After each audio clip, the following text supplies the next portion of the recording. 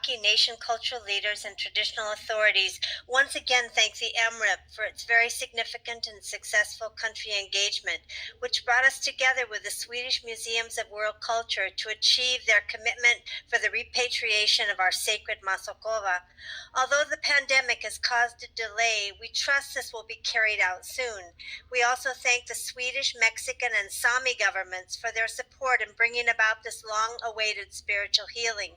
The MRIP's engagement produced advances for other Indigenous peoples engaged in repatriation efforts as well, notably the recognition of Indigenous peoples' own laws governing the use and treatment of our sacred items in accordance with Article 11 of the UN Declaration.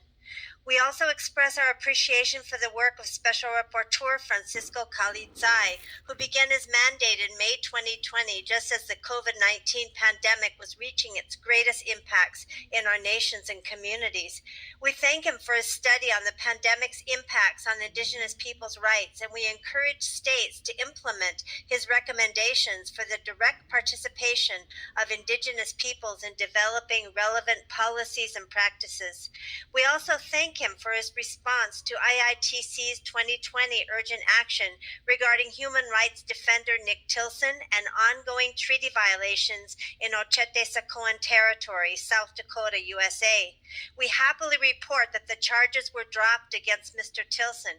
However, the rapporteur's call for a bilateral process to resolve treaty violations has not yet been implemented by the U.S.